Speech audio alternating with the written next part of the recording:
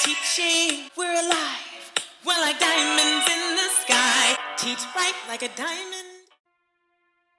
Hello, fellow fellows and fellow educators. This is Diamond Emerald bringing you another gem, good vibes, education, and motivation. Now, this is a lesson share demo specifically for my class, but I'm going to be offering a lot of pedagogical tools, and so stay tuned to see what you can get in terms of alignment, how to track progress over time, and how to basically pass an assessment in any type of teaching practicum course. Let's jump into it. 3. And so you'll note here, it says read, so let's read it together. The following is the full lesson plan submitted for lesson 2 of my 3 to 5 lesson learning segment as part of my EdTPA exam in 2015, which I got mastery on, which is why I'm here instructing you. The components used in this lesson share assignment are highlighted in green. So I've included everything, but I specifically included in green what was just used for the segment you're going to see. So if you're doing this assignment, you don't need to submit everything that's here, but what's in green is what you should focus on, what you're submitting for your assignment.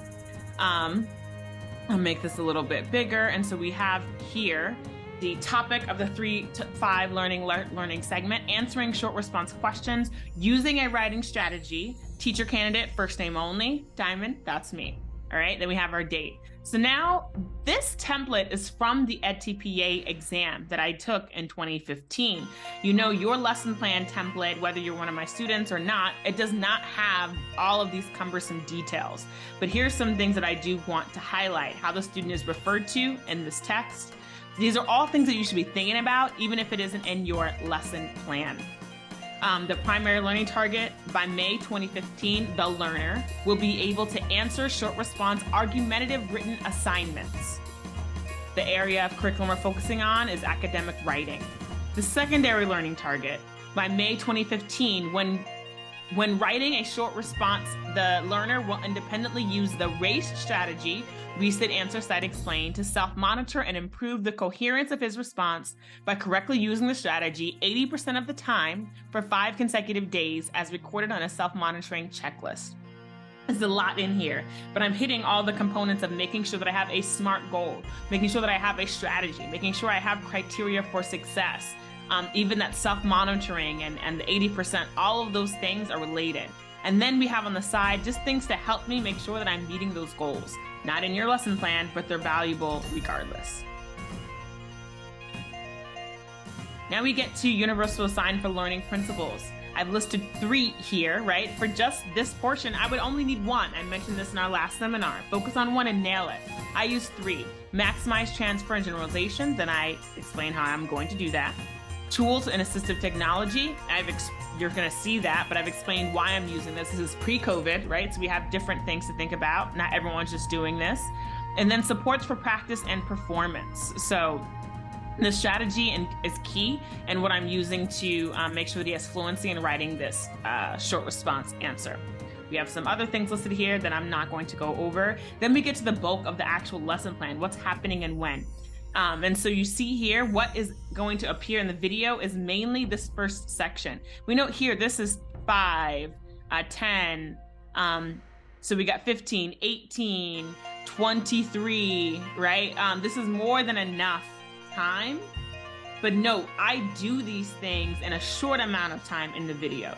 So even if your plan does not exactly match the timing of your lesson, that's totally fine. But this is what's happening. You're going to see me ask my student Matt, or for this purposes, I use his initial MD. I'm going to ask Matt, or MD, what does RACE stand for, and I expect correct answers. Then I'm going to introduce a new topic to him and ask him to review how to make claims and counterclaims. We're going to give more information about this new topic, and then I'm going to assess him and his ability to make claims and counterclaims based on the information I've given him. And so that's all we're going to do for now. We're going to jump into the video. So just note, like, that wasn't a long video, right? But I mastered all the components I was asked to master. Now let me give you some context, some more context rather. Here we have the handout, right? This is what he was actually typing on. I had given him the claim and counterclaim, and every number, I wrote that. And then he was supposed to make a claim and a counterclaim. And I also had him read aloud. I'm basically having him read aloud, not for my sake, I can see it, but I'm recording, I'm presenting, I'm going to be assessed. So when you're working and making your recording, make sure that you have evidence of what's happening, and maybe you add some things like saying things out loud or repeating things like, remember we went over this before, just to verify some components of that rubric that you're trying to master. I hand wrote feedback on this for him. And again, this wasn't for him. He's not a student who responded to written feedback. He's not going to read the comments. He's going to look at the grade and like throw the paper away. This was to demonstrate to my teacher, to my professor, to the powers that be in the state of New York that I knew how to give written feedback. And even now, as a look of this, I would amend some feedback that I'm giving. But for the sake of time, I'm not going to go over that anymore. Next, this is the rubric that he's being assessed on. If you're assessing and you have no rubric, like, what are you doing? So, note, we're only focusing also on restating and answering. So even though we had the same rubric, we looked at it all the time, for this lesson, he's only being assessed on the R and the A. He's not being assessed on the C and the E. So we don't even reference this and that component. We don't need to read over it. Similarly, and I adjusted this rubric for his needs. I got it from another teacher and I adjusted.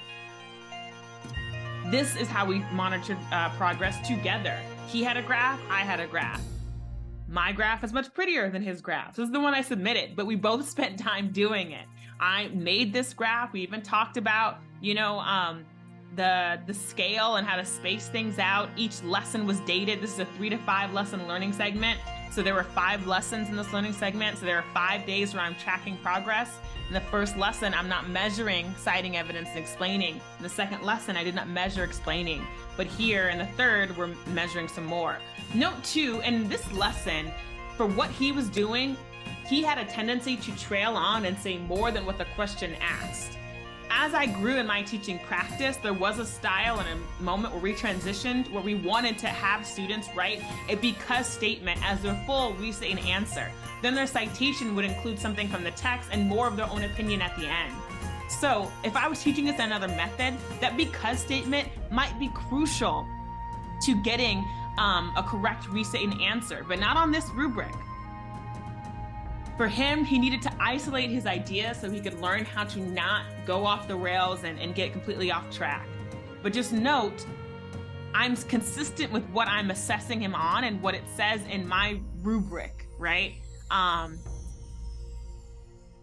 If the because statement was needed, it would have been there, but it wasn't for this child, for this assessment.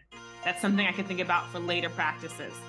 As we think about later and ongoing practice assessment, this document is the full assessment procedure for all of my lessons. I want you just to see that this chart is for one lesson. I'm assessing 1, 2, 3, 4, 5, 6, 7 times in one lesson.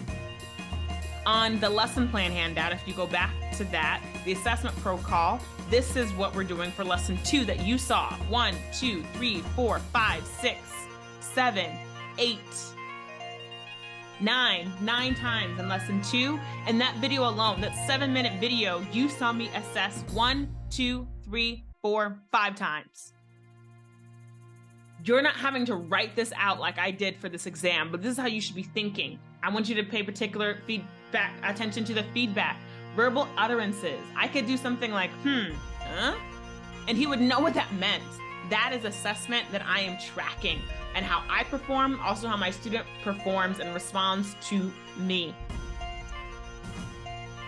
After I teach the lesson, I'd fill in the chart to see how he actually did. And note, he knocked it out of the park for those segments of the lesson. But that doesn't mean that you're effective or not effective, right? If we get down here later, when he had to write that day, he didn't meet the criteria for the race paragraph for that day. That's okay. I'm tracking that progress, and that shows how I'm going to move into the final lesson, right? For lesson 5 of the learning segment, where I'm hopefully he's able to meet some standards, or I'm adjusting as things go. So just note, this is for 5 lessons, what an assessment data protocol could look like.